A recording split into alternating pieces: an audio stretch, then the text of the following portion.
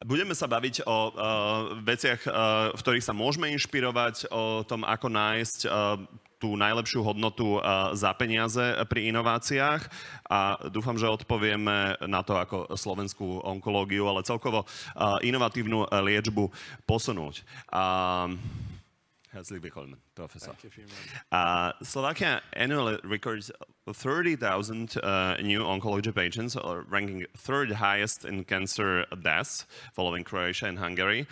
Approximately 13,000 Slovaks die annually. The most prevalent causes are colon cancer, lung cancer, and breast cancer.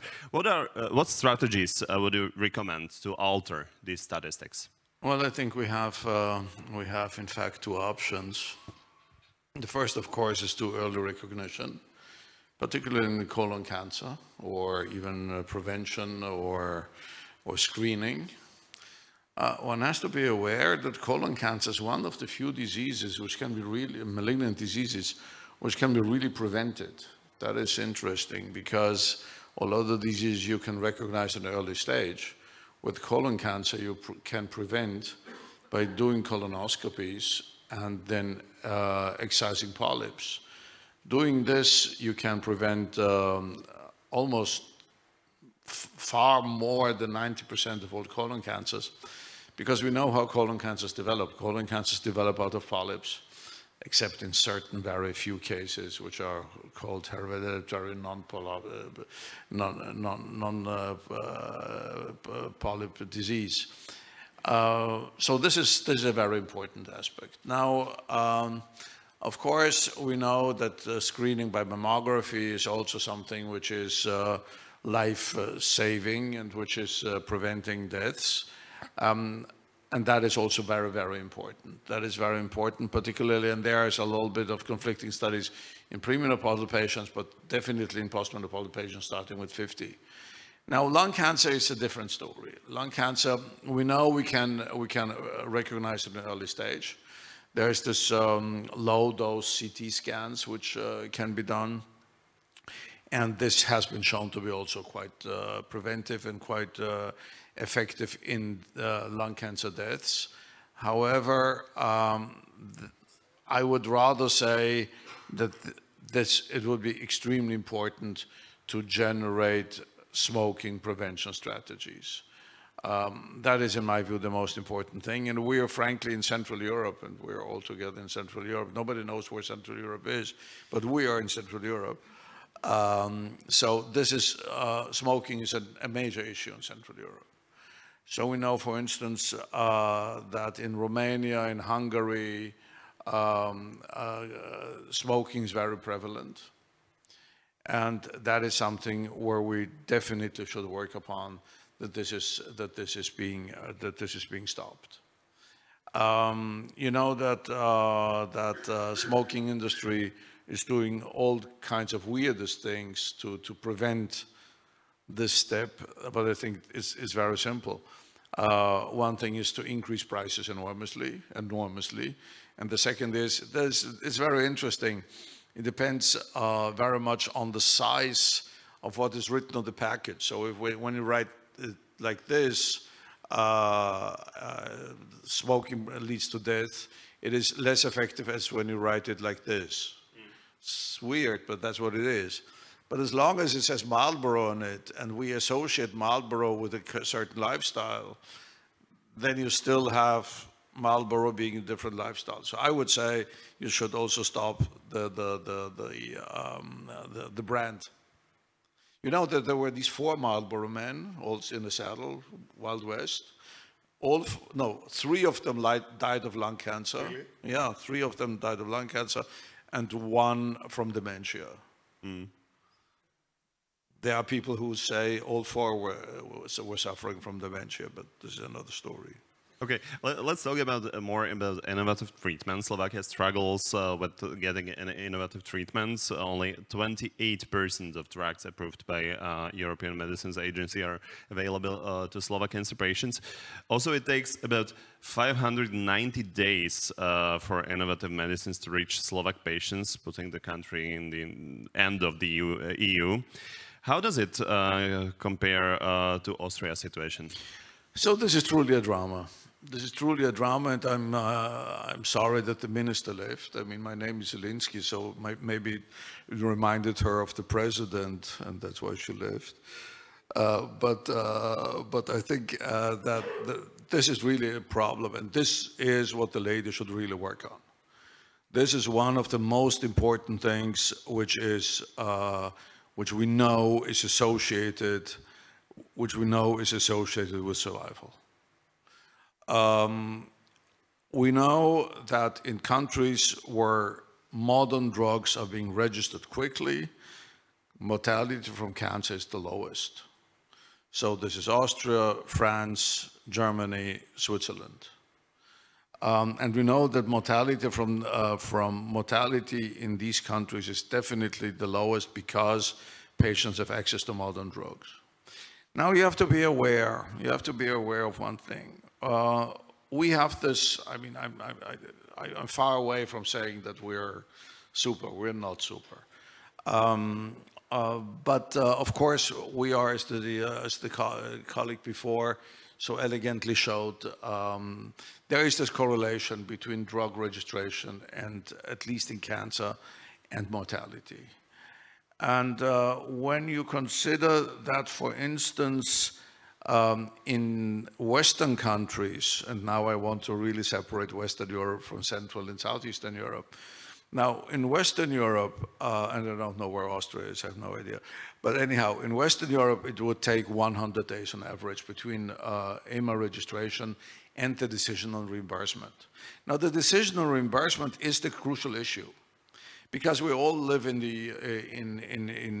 Europe, and that means that we're all depending on EMA, the European Medicines Agency, for registration. But reimbursement is a national decision. So this means, in other words, that each and every country can decide on reimbursement. Now, usually in Western countries, there's 100 days between EMA registration and decision on reimbursement. But if you do not have a reimbursement, you usually don't have prices for the drug, which is weird, but that's how it is. So, for instance, if you would go in Southeastern Europe and we would want to buy a certain drug which is not reimbursed, you have no ability to get this even on the market because it's not available. So, when we have 100 days in Western Europe, and then we have 500, 600 days, let's say, in Slovakia, and then there are countries in Southeastern Europe where there's 1,000 days. You have to be aware that this is 3 years, or 1.5 years in your case. And that is a situation where patients are really suffering and are dying, in fact. So if you want to prevent cancer deaths, you have to make a decision on reimbursement very quickly after the decision of EMA.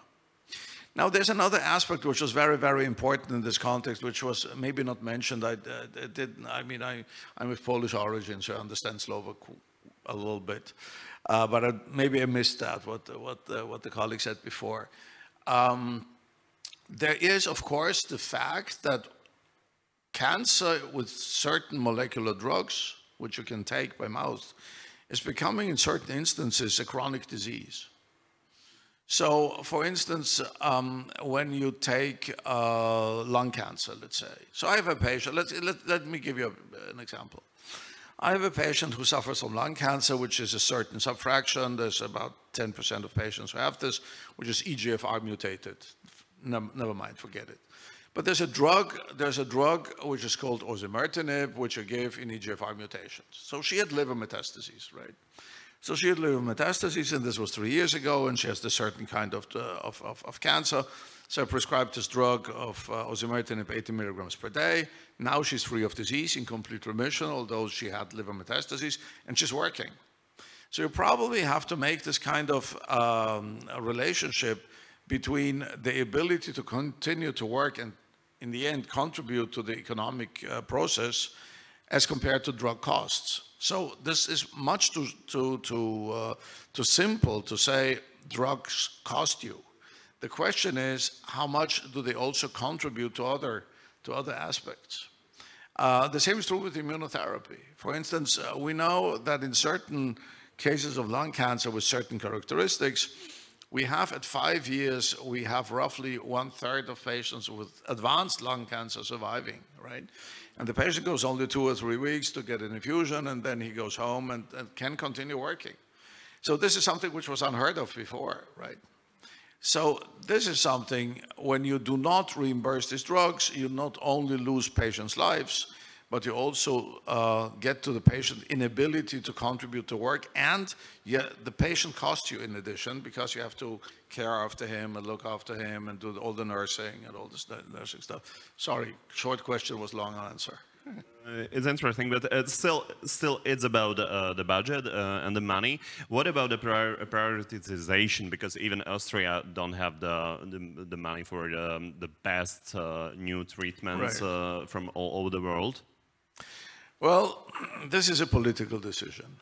This is a political decision, and of course, I mean, one has to be. I mean, the cake is only as big as it is, right? So it is a political decision where you want to be.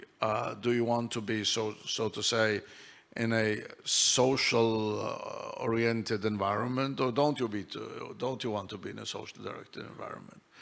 So we see these political decisions all over Europe, in fact, taking place. And we had, don't forget, we had 3 major earthquakes, at least 3 major earthquakes during the last very few years, and that was, of course, the pandemia. Then it's the Ukraine war, which happens in the middle of Europe, which makes people rethink, do we need an army, don't we need an army, what kind of army do we have? I mean, when I look at Russia, I think that the Austrian fire brigade could stop them at the border, the way they are, the way they are successful, but never mind. And the third is inflation, of course. So this is a major issue. So we have, of course, a major problem with our decision making, and that is really a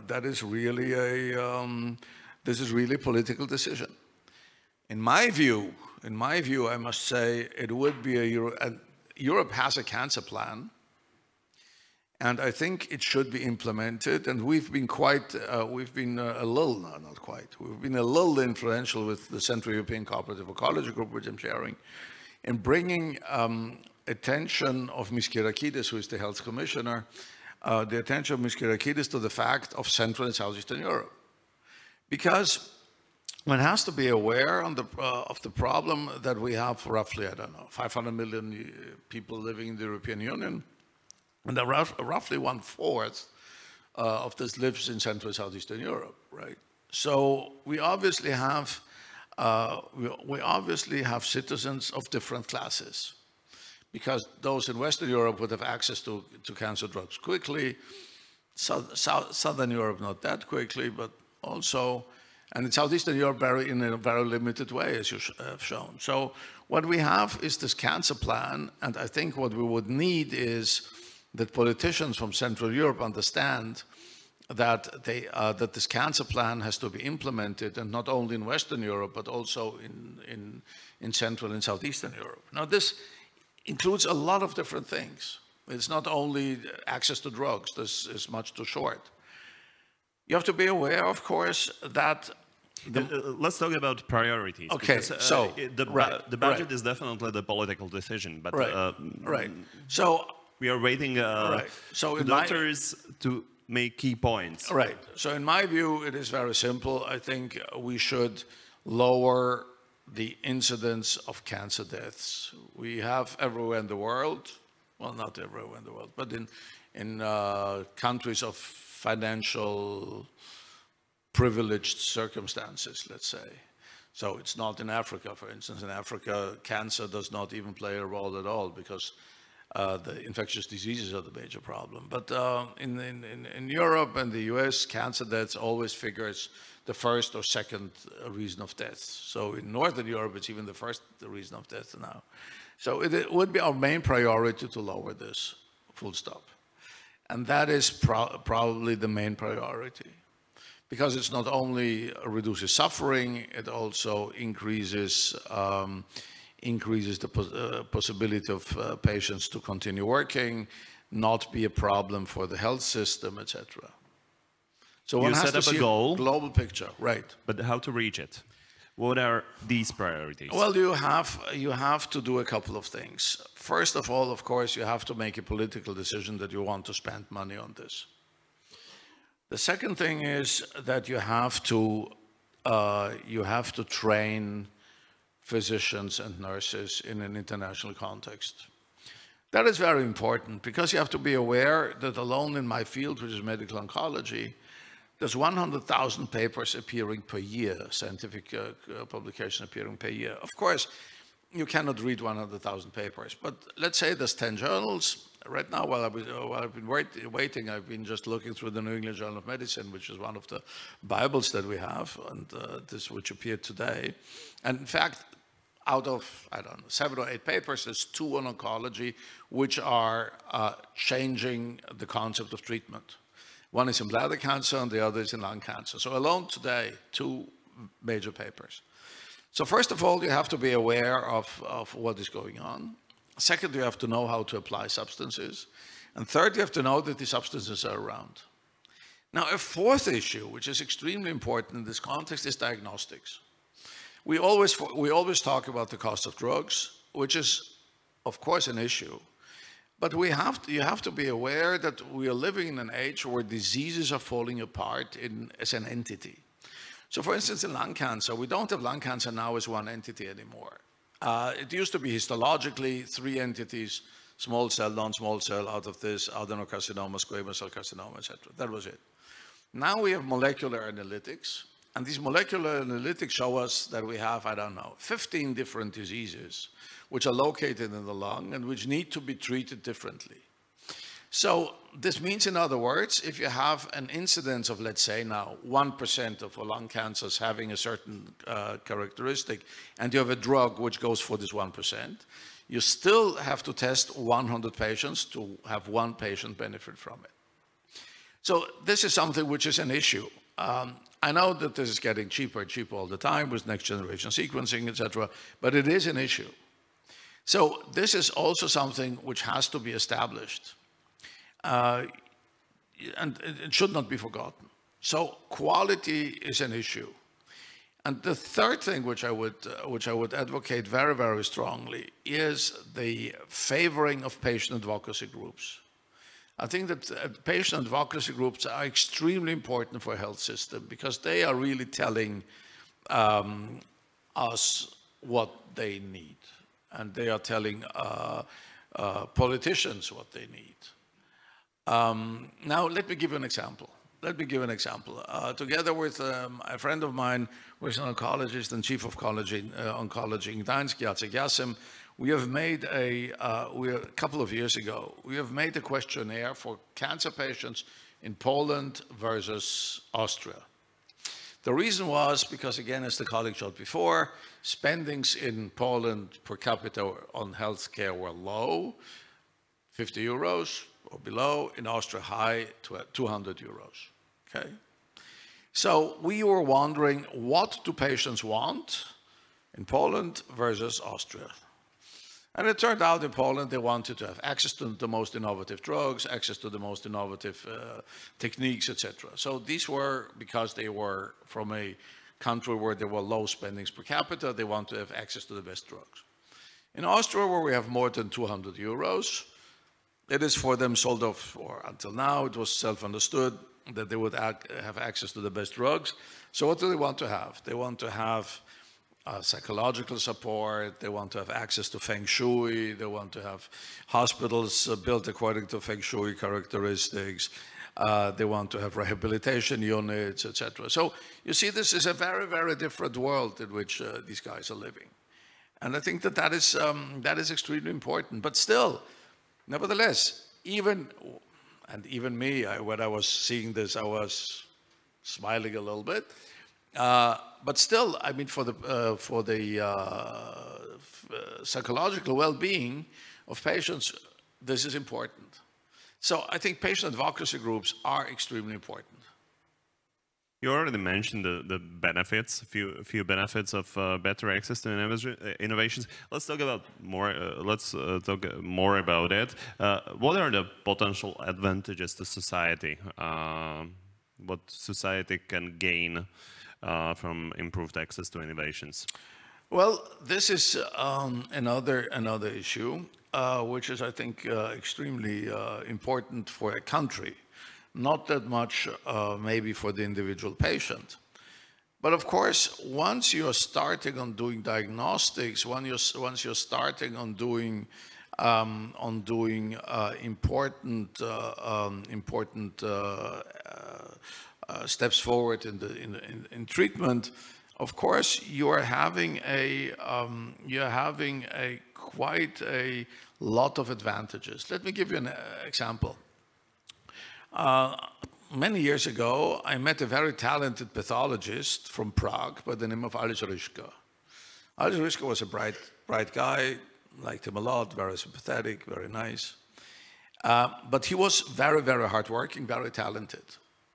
So you would say, and we all say, that it's a drama that physicians from Central and Southeastern Europe are not getting involved in international societies, or not enough involved in international societies, which is very important. Because being involved in international society means that you're not only bringing information back from meetings, etc. So what happened to Ales Ryska? Ales Ryska became president of the European Society of Pathologists, because he was so eminent. So this is, for instance, for the Czech Republic, a major, well, not for the Czech Republic, but for pathology in the Czech Republic, a major step forward, because he brings quality to the country. So it's simply not true that when you are coming from a country of limited financial resources, etc., that you cannot become anything. This is simply not true. So this is the first point. So this is international recognition. International recognition is extremely important, because then you have meetings in certain places, then you have then international colleagues go to certain places, bring tourism, bring conferences, etc.